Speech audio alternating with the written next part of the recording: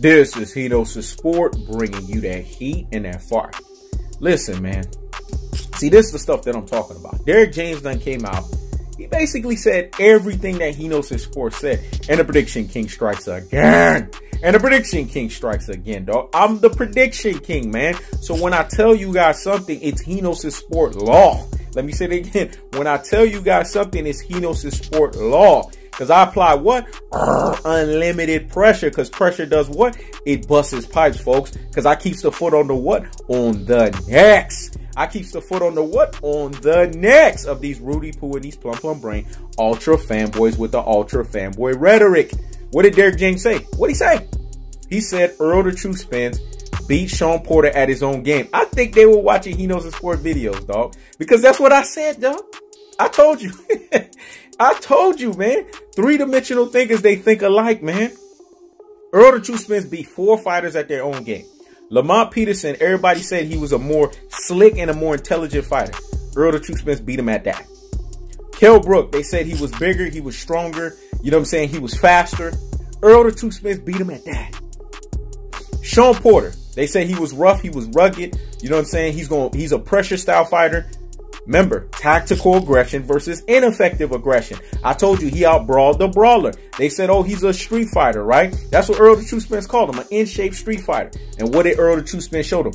I will beat your in-shape street fighting with professional street fighting. That's how he beat him. Mikey Garcia. Oh, he's the god of boxing skills. He's the Mexican Mayweather. Like the whatever the farts their name is trying to tell your ass. And what happened? Errol the True Spence went in there and Errol the True Spence outboxed him. In his last 4 fights, he beat fighters at their own game. So it's not him bringing himself down to their levels. It's him basically showing you the masterful performance that is Errol the True Spence. He's basically showing you that he's a fighter that's so gifted that not only does he needs to stay in his own realm of what he does, which is tactical aggression, technical punching placement, and body snatching work, the levying onslaught of the punishment style, he could beat you at your own game. Let me say it again. Errol the True Spence doesn't have to just stay in the regular vernacular of tactical aggression, technical punching placement, and body snatching work, the levying onslaught of the punishment style. He could beat you at your own game, folks. This is how Errol the True Spence fights. Then what people don't understand is he stayed in the phone booth with Shawn Porter when other fighters didn't do it. Listen, man, and this is really simple. There's 3 people that definitively beat Shawn Porter. Kell Brook, Keith Thurman, and Errol Spence. You know who beat Shawn Porter the best? Errol Spence. Because in that fight against Keith Thurman outpointed Shawn Porter. We could see that. It was definitive. Kell Brook outboxed Shawn Porter. That was definitive. But Errol Spence had that knockdown. That was not only definitive, but it gave Shawn Porter the reprieve. A full reprieve. Go look at everybody that fought Shawn Porter. Kell Brook didn't knock down Shawn Porter. Keith Thurman didn't knock down Shawn Porter. Danny Garcia, that's supposedly the most powerful guy at the welterweight division, couldn't knock down Shawn Porter. But Errol the True Spence knocked his ass down. And this wasn't even the best Spence, man. But we got the best variation of Shawn Porter, just like Derrick James said. Who also said that? I keeps the foot on the what? On the necks. I keeps the foot on the what? On the necks. And like the Tibetan mastiff that I am, I apply what? Unlimited pressure, because pressure does what? It busts his pipes, folks. It busts his pipes of these Rudy Poo and these plum brain ultra fanboys with the ultra fanboy rhetoric. Derrick James said exactly what he knows his sport said, but in his own vernacular, in his own term. He told you Errol the True Spence is fine. So what do these classic dotes and these troglodytes, these Rudy Poo and these plum brains, these ultra fanboys with the ultra fanboy rhetoric have to say? We just saw a recent image of Errol the True Spence, man. Come on. This is stuff I'm talking about. I told you, you got a bunch of these guys with third-rate information, titty typers. Need to wear triple and quadruple D bras, because titty typing all over the place, giving you third-rate information.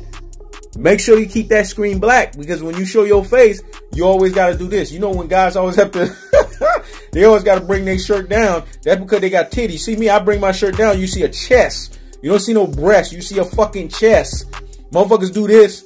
When they do this, it's because they got fucking titties. That's why. They got a titty type all over the damn place. And then you got people, the weight bully Spence. The weight bully Spence. The weight bully Spence. Like the person got issues, man. The person can't be stable. They all over the damn place. And then you got people telling you, this is raw. Oh, this is raw. Man, you better be careful, boy, because WWE gonna come and collect. Can't be copying people's vernaculars.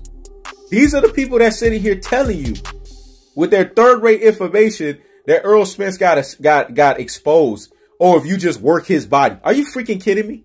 Errol the True Spence showed you he is built for tough.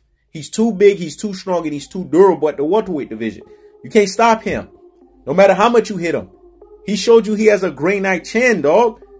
Errol the True Spence is the best welterweight, man. Prior to the car crash, Errol the True Spence was going on what we call a undisputed cleaning house. Let me say it again, a undisputed cleaning house. And when he comes back, he's going to continue that. It's going to start with his IBF mandatory. Kuda Trillo, Aduda Korov. Start with that. Make sure the engine is testing and clicking on all cylinders and firing. And then after that, Danny Garcia, his cherry picking butt, he gonna get whooped the hell up. Because the WBC mandatory should be your Dennis Ugas. He deserves the right over Danny Garcia. But you know the WBC, they like to go with the guy who is the marquee name. Even though Danny Garcia fought Adrian Granados. Who the heck is Adrian Granados? I keeps the foot on the what? On the necks. I keeps the foot on the what? On the necks. And like the Tibetan Mastiff, dog, I apply what? Unlimited pressure. Because pressure does what? It busts his pipes, folks. Who the heck is Adrian Granados? But this is who Danny Garcia fought. What weight class did Adrian Granados fought? Robert Eastat wasn't in 140. Another Mikey Garcia, Adrian Granados that keeps jumping in up and down weight. A guy that's not legitimately a welterweight. This is the guy he knocked out. This guy was surfing at 135 at one point. That's the guy he knocked out. But yet, Danny Garcia's knockout of Adrian Granados was impressive. Don't hand me that nonsense, man. Adrian Granados was already worn out from all them damn battles he had. Sean Porter, that's a worn out battle. You know what I'm saying? I mean, come on. It's just nonsensical to sit here and act like Adrian Granados, Adrian Broner. All these guys soften up Adrian Granados for Danny Garcia. This is why Danny Garcia is a cherry picker. Because he picks these fighters when it's either too late or he picks them if they're definitively worse than him. Let me say it again. He picks these fighters even if they're too late or they're definitively worse than him. And then you got Manny Pacquiao. This is the problem that I have with the welterweight division.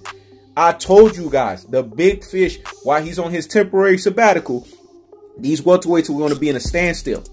Who is Manny Pacquiao deciding to fight? Mikey Garcia and Danny Garcia. Really? Mikey Garcia beat my face in Human Pinata? The dude that's been out just as long as Errol the True Spence. Errol the True Spence got a reason to be out. Car crash. Mikey Garcia's ass been out because he got beaten by Errol the True Spence. Derrick James warned his ass. He said, Robert Garcia should have threw that damn towel in. But you had Peter. How the heck you name your damn son Peter? That's neither here nor there. That he's just as plum brain as his damn name. Let me say it again. He's just as plum brain as his damn name. Peter. Listen to the name. Peter Garcia. Don't we eat Peters? Ever since I heard him, I stay away from a damn Peter. Because he's sitting there going like this to Derrick James. And what happened to his brother? Concussed and CTE issues ever since. It took him 25 days to come out of hibernation. And when he showed up, he hasn't been the same. Eric Morales beat his ass up in a charity fight. Because we found out this guy was fighting nothing but what? Uber, Lyft, and what? Hold up. Hey, taxi. Fucking taxi Tijuana cab driver fighters, man. That's who this guy was fighting at his truest and his most properest levels. But you know me, I have to keep the foot on the what? On the necks. I got to keep the foot on the what? On the necks. And I'm applying unlimited pressure, dog. I'm a Tibetan Mastiff, man. Because pressure does what? It busts his fucking pipes. This is the problem that we're dealing with, folks. Errol the True Spence sits down and gets a much needed rest. Although it's self-inflicted, he gets a rest nevertheless. And these welterweights act like they can't do nothing. It goes from the most exciting division to the most boring division in boxing. What the hell are you doing, Manny Pacquiao? You're a full-fledged WBA champion.